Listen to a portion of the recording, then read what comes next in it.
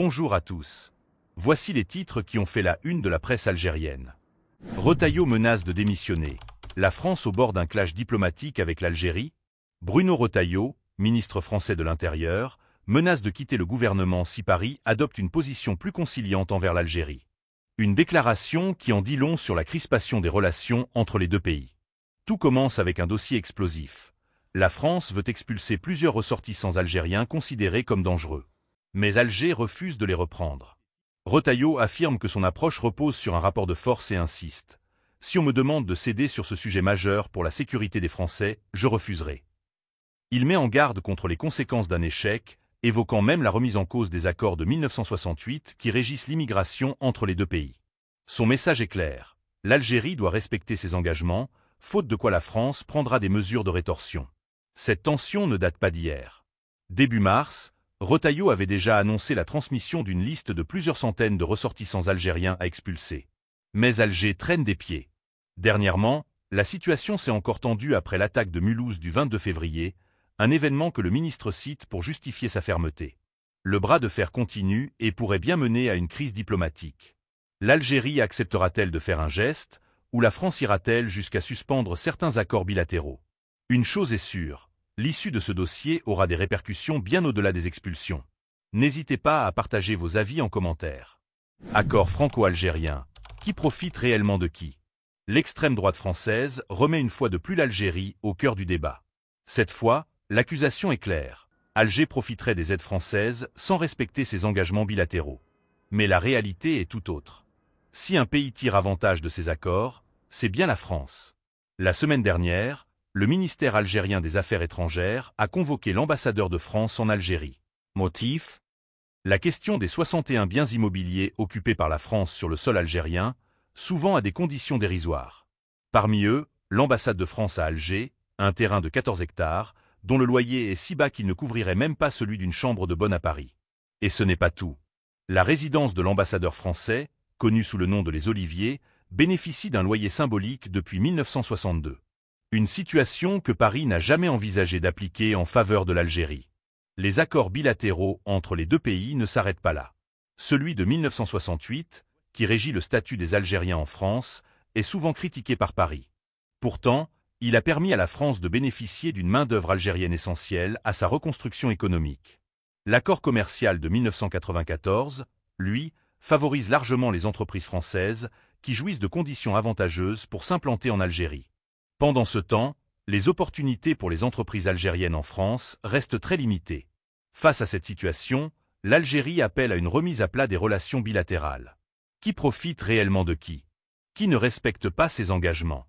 Les faits montrent une réalité bien différente du discours politique actuel. Depuis des décennies, la France tire profit de chaque accord signé. Une réciprocité équitable semble plus que jamais nécessaire. N'hésitez pas à partager vos avis en commentaire et à vous abonner pour ne rien manquer de nos prochaines vidéos. Crise entre l'Algérie et la France, les binationaux en première ligne. La crise diplomatique entre l'Algérie et la France ne se limite pas aux sphères politiques.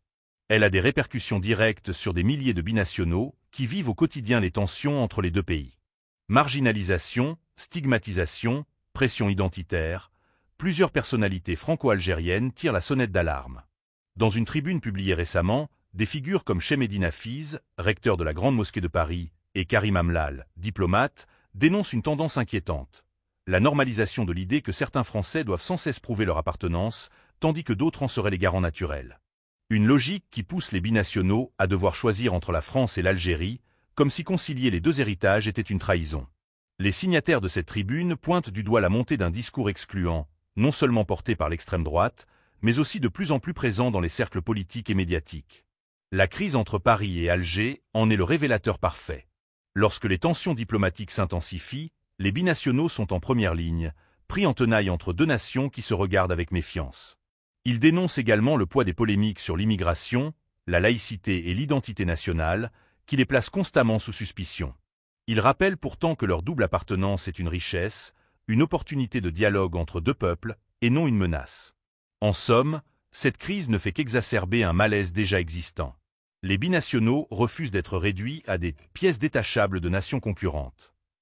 Au lieu de leur demander de choisir leur camp, ne serait-il pas temps de reconnaître leur rôle essentiel dans le rapprochement entre les cultures? Prétendue affaire d'espionnage en France. Une tempête médiatique ou un véritable scandale? Un fonctionnaire français accusé d'espionnage au profit de l'Algérie. Une affaire qui fait grand bruit, mais derrière les titres chocs, que se cache-t-il vraiment? Mercredi 12 mars, Le Parisien révèle une histoire qui remonte à plusieurs mois. Un employé du ministère de l'Économie et des Finances, âgé de 56 ans, est mis en examen pour intelligence avec une puissance étrangère. Selon l'enquête, cet homme, chef de secteur à la sous-direction du numérique, aurait fourni des informations confidentielles sur des ressortissants algériens en France à un agent du consulat algérien à Créteil. Mais les faits sont-ils aussi solides qu'ils en ont l'air? D'abord, l'affaire est dévoilée dans la rubrique Faits divers, et non comme une enquête de premier plan. Ensuite, certains détails intriguent. L'un des individus mentionnés comme cible présumée de cette surveillance est Mohamed Larbi Zitou, cofondateur du mouvement Rachad. Problème. Zitou vit à Londres depuis 30 ans et diffuse régulièrement en direct sur les réseaux sociaux. Pourquoi un agent français irait-il chercher des informations sur lui en France alors qu'elles sont accessibles en ligne? Autre coïncidence troublante. Cette révélation arrive au moment où la justice algérienne inculpe l'écrivain Boualem Sansal pour espionnage. Éric Lombard, ministre français de l'économie, reste prudent, nous coopérons avec la justice. L'agent a été suspendu, mais rappelons qu'il y a présomption d'innocence. Une déclaration mesurée, qui contraste avec l'ampleur médiatique de l'affaire. En creusant davantage, on découvre que l'affaire a été confiée à la Direction générale de la sécurité intérieure, DGSI, sous l'autorité du ministère de l'Intérieur. Une enquête qui pose la question des tensions persistantes entre la France et l'Algérie, régulièrement ravivées par des affaires de ce type. Alors, simple fait divers monté en épingle ou dossier sensible aux implications réelles? Affaire à suivre. Le prix incroyable des moutons de Roumanie. Un mouton à 20 000 dinars seulement? C'est le prix incroyable des moutons roumains destinés à l'Algérie pour l'Aïd el-Adha. Comment est-ce possible? Le président Abdelmadjid Tebboune a récemment ordonné l'importation massive de bétail pour stabiliser les prix à l'approche de la fête religieuse.